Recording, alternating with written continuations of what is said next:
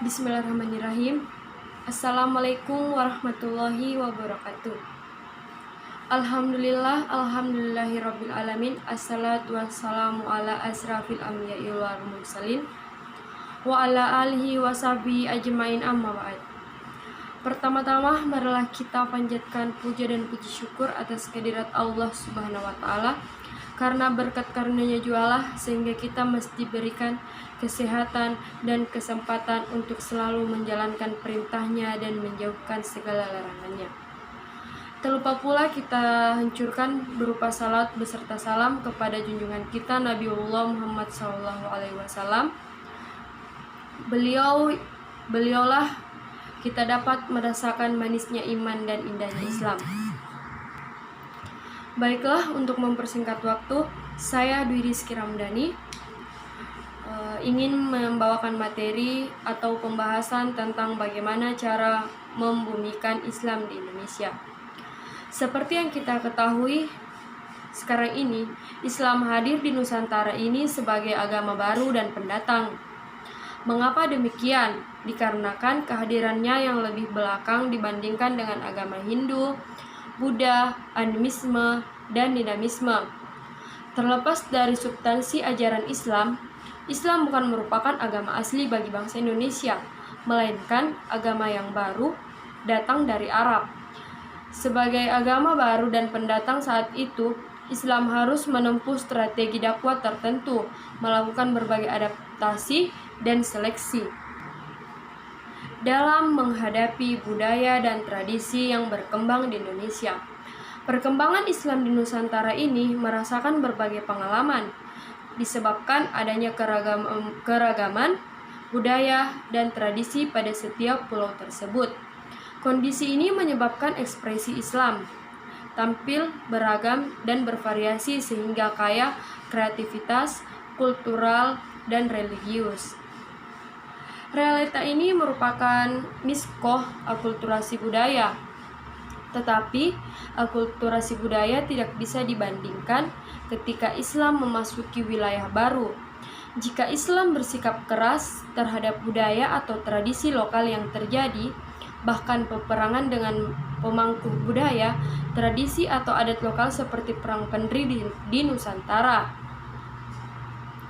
maka jalan yang terbaik adalah melakukan seleksi terhadap budaya maupun tradisi yang tidak bertentangan dengan ajaran Islam untuk diadaptasi sehingga mengekspresi Islam yang khas. Ekspresi Islam lokal ini cenderung berkembang sehingga menimbulkan Islam yang beragam dalam konteks sejarah penyebaran Islam di Nusantara, tepatnya pada abad ke-15. Khususnya di tanah Jawa, Wali Songo mempunyai peran yang cukup besar dalam proses sebagai media dalam penyebaran agama Islam dan mengamalkan atau mengenalkan nilai-nilai dan ajaran Islam kepada masyarakat. Kemampuan memadukan kearifan lokal dan nilai-nilai Islam mempertegaskan bahwa agama budaya lokal tidak dapat dipisahkan dengan yang lain. Secara sosiologis, keberadaan Wali Songo hampir semua berada di titik tempat pusat kekuatan masyarakat, yaitu di Surabaya, Gresik, Demak, dan Cirebon. Dalam konteks praktik keagamaan dan dijalankan masyarakat Indonesia yang berhubungan dengan gerakan dakwah Wali Songo, tampak sekali terdapat usaha membumikan Islam. Fakta tentang membumikan Islam yang dilakukan Wali Songo dalam dakwanya terlihat sampai saat ini. Sejumlah istilah lokal yang digunakan untuk menggantikan istilah yang berbahasa Arab, contohnya Gusti Kang Murbeng atau Allahu Rabbul Alamin, Kenjang Nabi Khai atau Al-Alim, guru atau biasa disebut ustaz, bidadari atau biasa juga disebut hur, semboyang biasa disebut dengan sholat, dan sebagainya.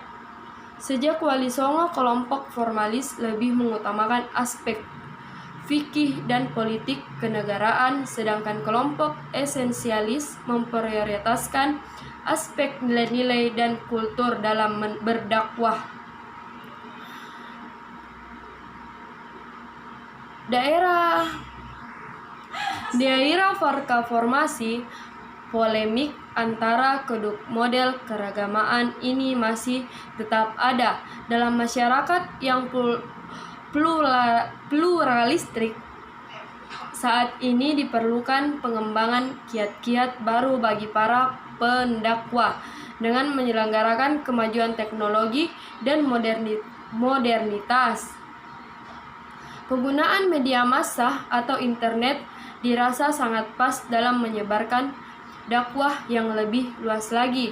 Artinya, metode seperti ini juga menandakan sama dengan para wali songo pada zaman dahulu menggunakan media tradisional. Tuntutan modernisasi dan globalisasi menuntut model pemahaman agama yang saintifik, yang secara sinus memperlihatkan berbagai pendekatan Islam tidak lagi memadai untuk menjawab tantangan zaman yang dihadapi umat Islam di berbagai tempat agar